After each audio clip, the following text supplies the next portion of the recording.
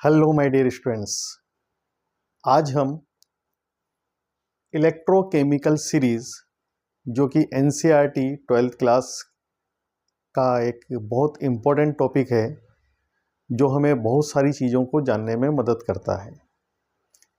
इस सीरीज़ को हम याद करने की ट्रिक देखेंगे और इस सीरीज़ को किस तरीके से अरेंज किया गया है ये भी देखेंगे और इससे हमें क्या क्या फ़ायदे हैं, इसका यूज़ कहाँ कहाँ पर करते हैं, ये सब हम देखेंगे। तो माय डियर स्टूडेंट्स, हम सबसे पहले इलेक्ट्रोकेमिकल सीरीज़ याद करने की ट्रिक्स देखते हैं कि इसकी कौन सी ट्रिक है। तो इलेक्ट्रोकेमिकल सीरीज़ याद करने की ट्रिक देखिए। लेकर बाबू सर का नाम, मांगे अली से मिनरल वाटर, जान कर फेंक दी सीडी, कोई नी सुने, प्रभा हाईवे पर क्यों आई, मरने आगे पटरी पर कल सोना फैला था। ओके, यहां पे देखिए लिथियम के लिए हमने ले लिख दिया ताकि आपको याद हो जाए कि ले से लिथियम बनेगा।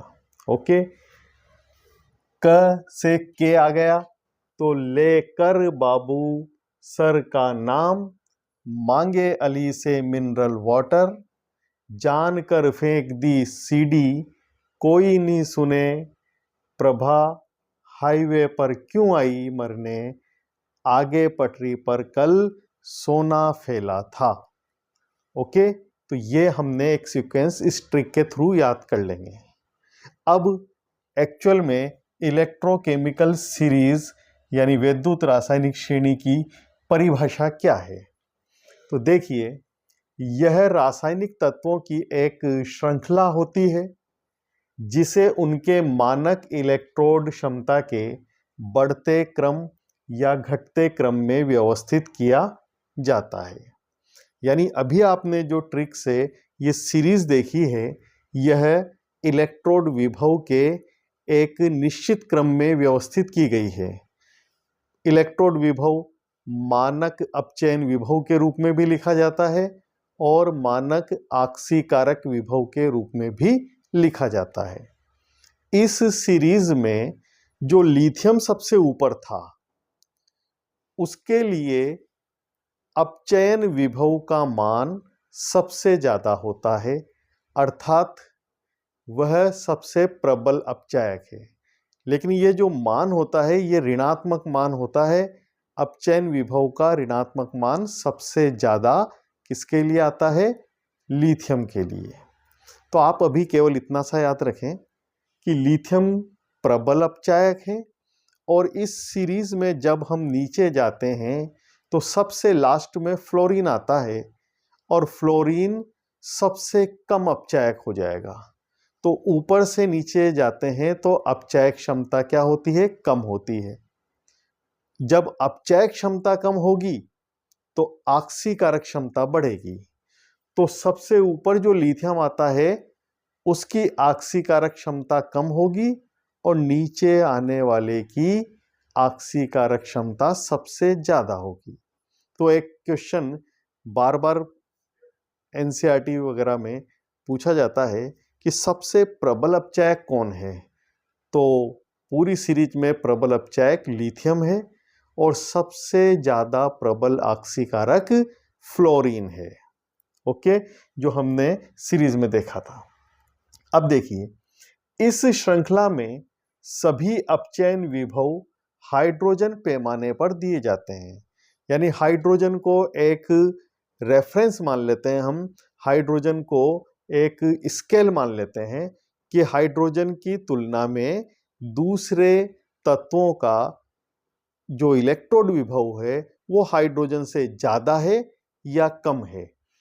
इस आधार पर हम ये बात कर रहे हैं कि सभी के लिए जो इलेक्ट्रोड विभव होगा वो किसके रेफरेंस में दिया जाएगा?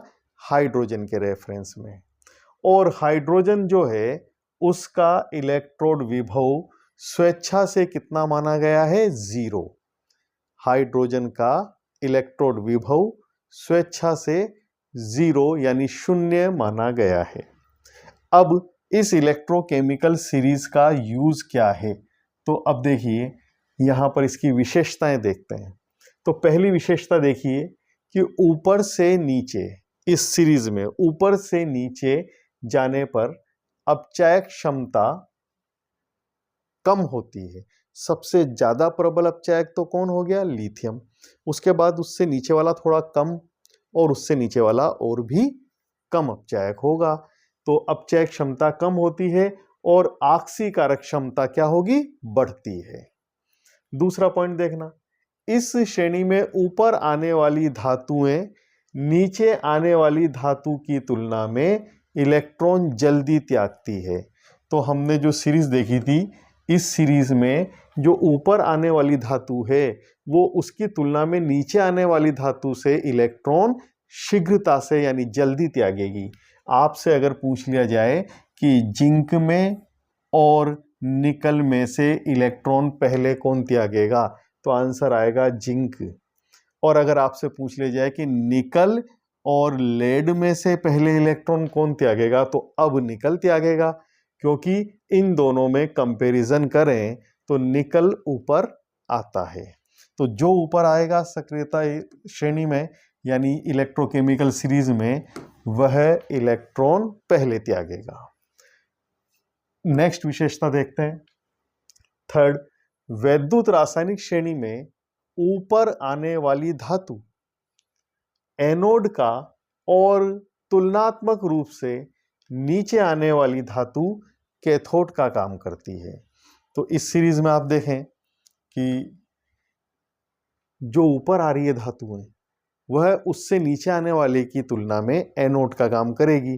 जैसे मान लीजिए अपन ने Fe और कोबाल्ट को लिया, तो दोनों में से Fe ऊपर आ रहा है, कोबाल्ट नीचे आ रहा है, तो ऊपर वाली काम करेगी एनोड का और कोबाल्ट जो है यहाँ पर वो काम करेगा कैथोड का।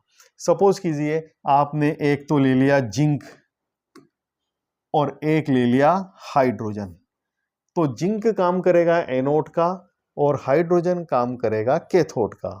अब सपोज कीजिए आपने एक ले लिया हाइड्रोजन और दूसरा ले लिया कॉपर, तो हाइड्रोजन के बाद आता है कॉपर, तो अब हाइड्रोजन काम करेगा एनोड का और कॉपर काम करेगा कैथोड का। तो इस एक्टिविटी सीरीज से या इलेक्ट्रोकेमिकल सीरीज से हमें यह पता चल गया कि कौन एनोड होगा और कौन कैथोड होगा। और देखिए ऊपर वाली धातु नीचे वाली धातु को इनके यौगिकों से प्रतिस्थापित कर सकती है। यानी अपन इसका एग्जाम्पल देखते हैं।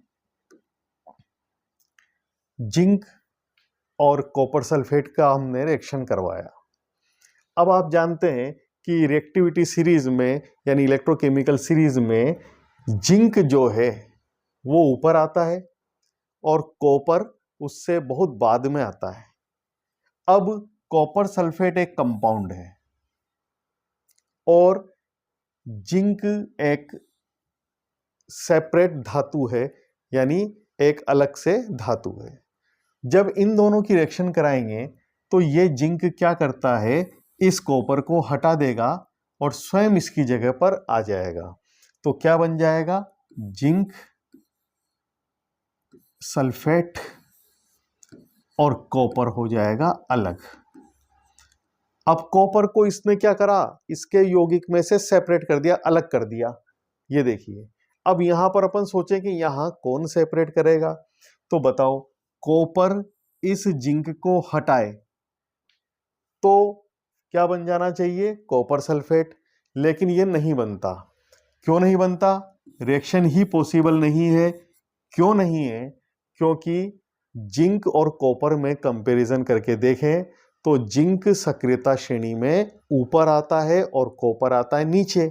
अब नीचे वाला ऊपर वाली धातु को उसके यौगिकों में से नहीं हटा सकता, क्योंकि ऊपर वाली धातु जो है वो ज्यादा सक्रिय होती है, तो वो नीचे वाली कम सक्रिय धातु से प्रतिस्थापित नहीं हो सकती। एक बार आप इस सीरीज को गौर से देख लें। इस सीरीज में यहां पर आ रहा है जिंक और यहां आ रहा है कॉपर। तो जिंक ऊपर है, कॉपर नीचे है, तो कॉपर सल्फेट में से कॉपर को कौन हटा सकता है? जिंक हटा सकता है।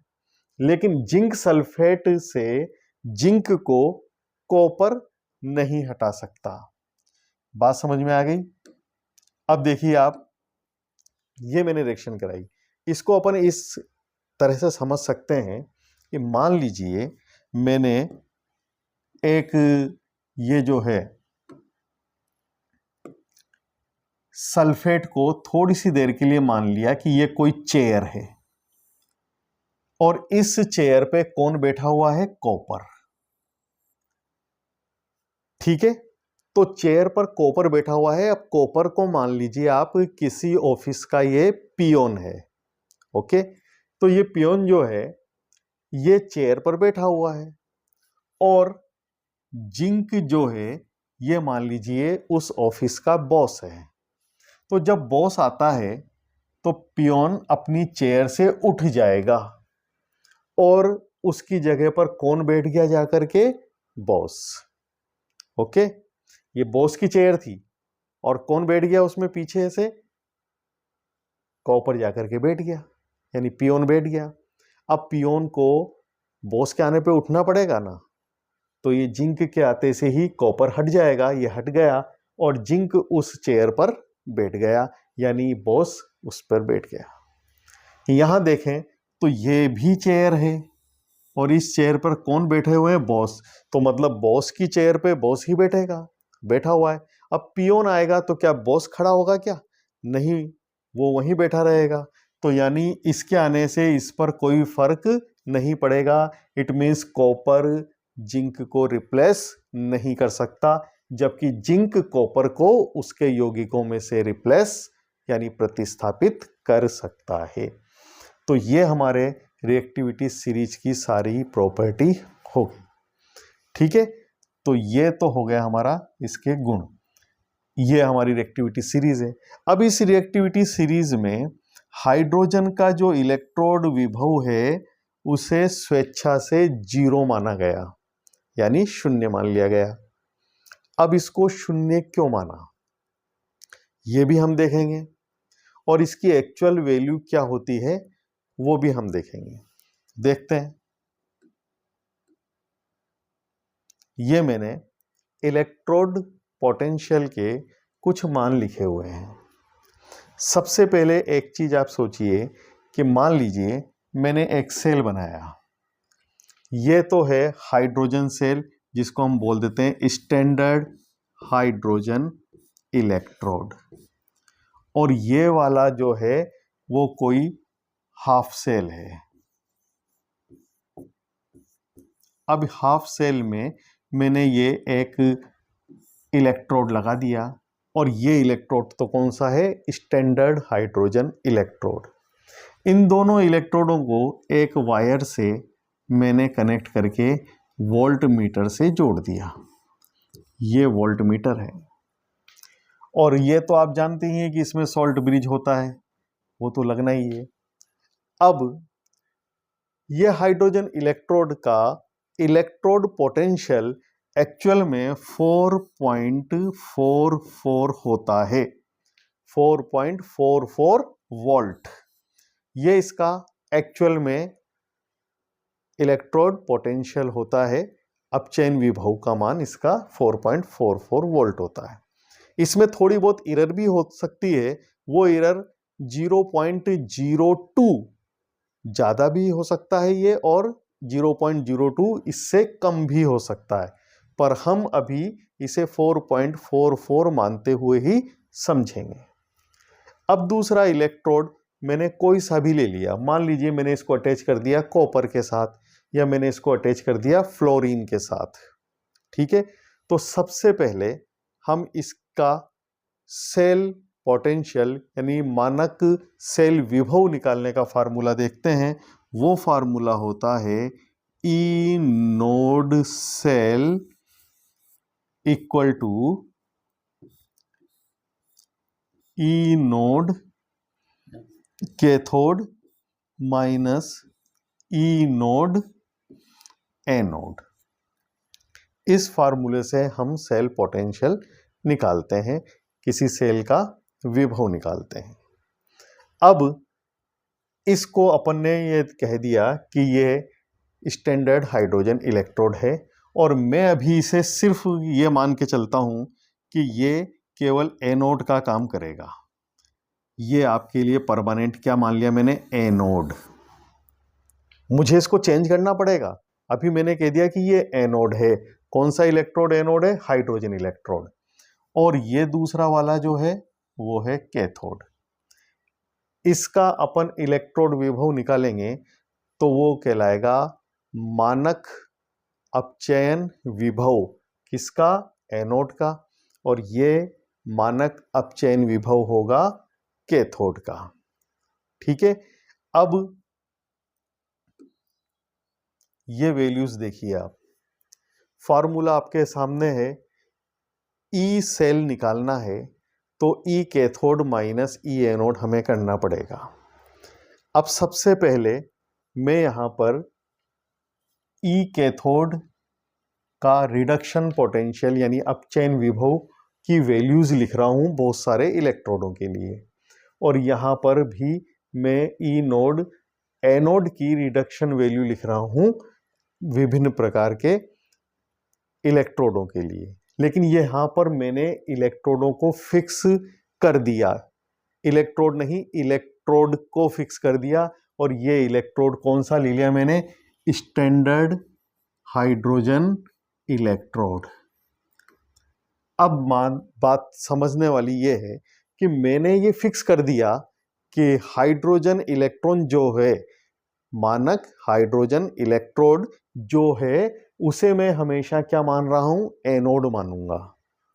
ठीक है, और एनोड मानूंगा तो इसका अपचयन विभव एनोड का 4.44 होगा। किसके लिए, हाइड्रोजन इलेक्ट्रोड के लिए। तो यहां से देखना स्टार्ट करते हैं। ये मैंने हाइड्रोजन का इलेक्ट्रोड विभव लिख दिया 4.44। अब इस हाइड्रोजन इलेक्ट्रोड को मैंने फ्लोरीन के इलेक्ट्रोड के साथ अटैच किया, तो फ्लोरीन का इलेक्ट्रोड विभव अपचयन के रूप में यानी अपचयन विभव 7.31 है। अब मैं यहां से इन दोनों का डिफरेंस निकालता हूं, तो 7.31 में से 4.44 मैंने माइनस किया तो मेरे पास 2.87 वोल्ट आया। और ये 2.87 वोल्ट जो आ रहा है वो सिर्फ फ्लोरीन का इलेक्ट्रोड विभव नहीं है, वह इन दोनों के इलेक्ट्रोड विभव का अंतर है, जिसे मैंने मेंशन किया है EC माइनस EA रिडक्शन वाला। ये सारे दोनों के डिफरेंस हैं, किस किस के, हाइड्रोजन इलेक्ट्रोड और जो भी इलेक्ट्रोड हमने लिया है उन दोनों का डिफरेंस वैल्यू ये आई है। अब यहां पर यह चीज गौर करने की है कि हाइड्रोजन के कंपैरिजन में दूसरा जो इलेक्ट्रोड है उसका इलेक्ट्रोड विभव अगर क्या आ रहा है, ज्यादा आ रहा है। चेक करके देख लो आप, 4.44 से 7.31 क्या है, ज्यादा आ रहा है। तो अगर हम इन दोनों को मिलाकर के सेल बनाते हैं तो यहां हाइड्रोजन का अपचयन विभव कम है और इसका ज्यादा है। तो जिसका अपचयन विभव ज्यादा होगा किसकी तुलना में, हाइड्रोजन की तुलना में, तो वह कैथोड के रूप में प्रयुक्त होगा। यानी हम इसको क्या मानेंगे, ये कैथोड है और ये क्या है, एनोड। और आपको उस सीरीज को भी मन में रखना है कि उस सीरीज में ऊपर कौन आता है, हाइड्रोजन आता है या फ्लोरीन आता है। तो अभी हमने चेक करके देख लेते हैं एक बार और। ये देख लीजिए, हाइड्रोजन और फ्लोरीन में से ऊपर कौन आ रहा है, हाइड्रोजन आ रहा है, फ्लोरीन आ रहा है नीचे। इसका मतलब है कि हमारे इस वैल्यूज में यहां हम चेक करेंगे तो फ्लोरीन कैथोड के रूप में ही काम में आएगा और हाइड्रोजन जो है वो एनोड का काम करेगा। तो यहां पर मैंने आपको इस वैल्यूज के बेस पर बताया कि जिसका भी अपचयन विभव हाइड्रोजन से ज्यादा होगा, वह किसका काम करेगा? कैथोड का। तो यहां पर फ्लोरीन कैथोड के रूप में काम करेगा। अब इसको देख लो, ये हमने वापस से हाइड्रोजन का अपचयन विभव लिया 4.44 और इसके साथ सेल बनाने में दूसरा इलेक्ट्रोड मैंने यूज किया सिल्वर, है ना। तो ये सिल्वर का अपचयन विभव है 5.239। अब यहां पर ये भी ज्यादा है, इसका मतलब है ये भी कैथोड के रूप में काम आएगा, यानी सिल्वर भी कैथोड का काम करेगा। अब यहां आते हैं हम, इसमें भी 4.44 हाइड्रोजन का मानक अपचयन विभव है और यहां 4.78 कॉपर का मानक अपचयन विभव है। तो इसकी वैल्यू भी इससे क्या है? ज्यादा है। तो फिर ये भी किसका काम करेगा? कैथोड का। तो ये फिक्स हो गया कि हाइड्रोजन से जिसका इलेक्ट्रोड विभव ज्यादा है वह किसका काम करेगा? कैथोड का। अब यहां आ जाते हैं, तो यहां पर हाइड्रोजन का देखिए 4.44 है और दूसरा इलेक्ट्रोड भी हमने क्या लिया? हाइड्रोजन, उसका भी 4.44 है। तो डिफरेंस कितना आया? 0.00 वोल्ट। इसका मतलब है कि यहां पर हाइड्रोजन अब किसका काम करेगा? तो हाइड्रोजन कैथोड के रूप में भी काम कर सकता है और एनोड के रूप में भी काम कर सकता है। लेकिन अपन एक चीज देखते हैं कि हाइड्रोजन इलेक्ट्रॉन दे भी सकता है और इलेक्ट्रॉन ले भी सकता है, लेकिन मैक्सिमम केस में हाइड्रोजन जो है वो अपचायक के रूप में काम करता है। ठीक है, तो हाइड्रोजन का जो है अपचायक के रूप में ज्यादा प्रयोग होता है। अब अगले पे आते हैं अपन, 4.44 ये स्टैंडर्ड हाइड्रोजन इलेक्ट्रोड का अपचयन विभव हो गया और इसके साथ मैंने जिंक का इलेक्ट्रोड लेकर के सेल बनाया। तो जिंक का इलेक्ट्रोड विभव कितना होता है? 3.677। ये वाला जिंक का अपचयन विभव है। अब यहां से ये वाली वैल्यू कम है, कम है तो हमने अभी देखा कि ज्यादा वाला तो कैथोड का काम करता है, तो कम वाला किसका काम करेगा? तो ये एनोड का काम करेगा। तो ये एनोड का काम करेगा, तो ये क्या हो गया? कैथोड। अब आप देख लो, रिएक्टिविटी जो हमारी इलेक्ट्रोकेमिकल सीरीज थी वहां पर जिंक जो है ऊपर आता है और हाइड्रोजन इलेक्ट्रोड नीचे आता है। यहां पर भी देखें तो वही हाइड्रोजन का 4.44 और उससे कम इसका आया। कौन से इलेक्ट्रोड का? पोटेशियम के इलेक्ट्रोड का।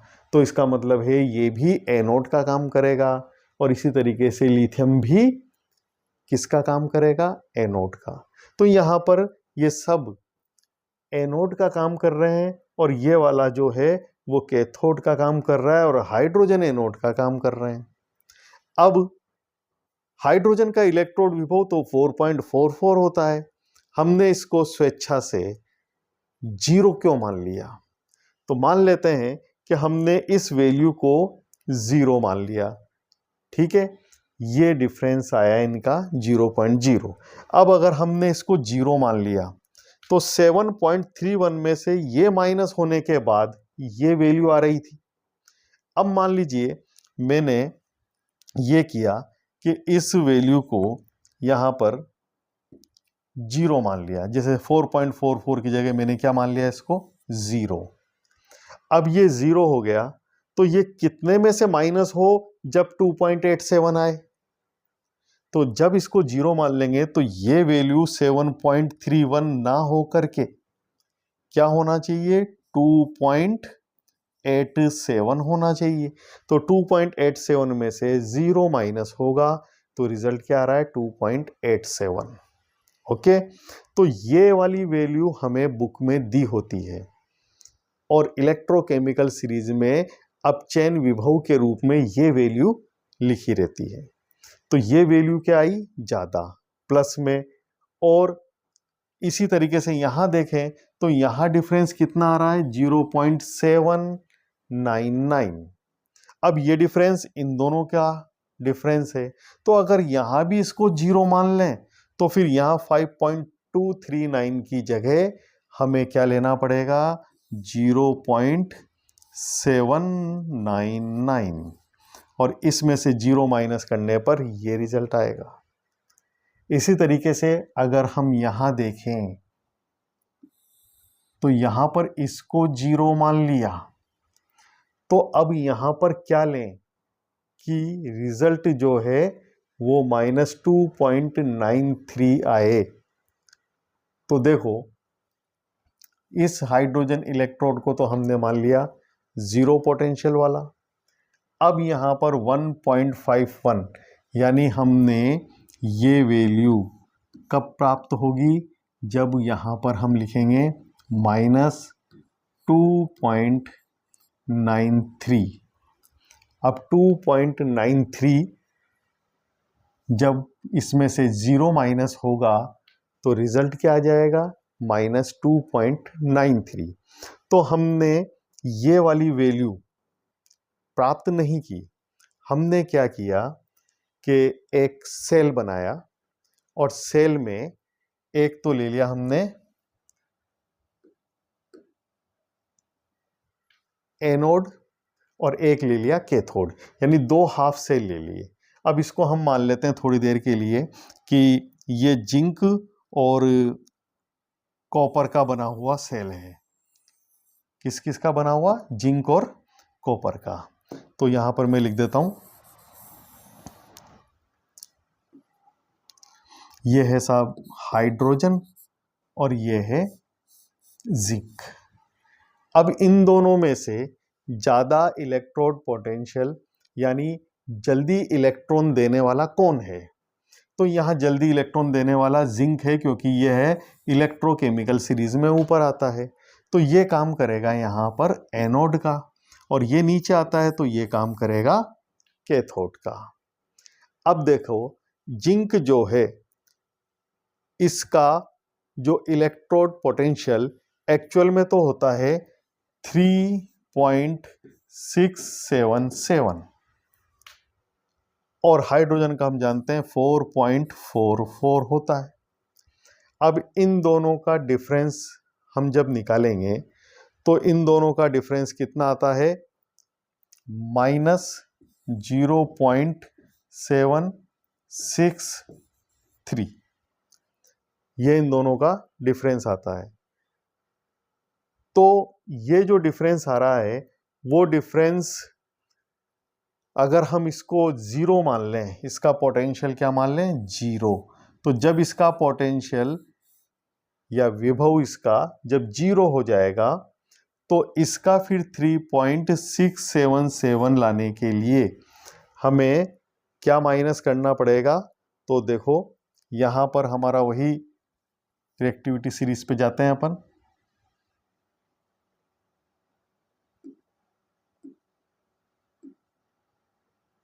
यहां देखिए यहां पर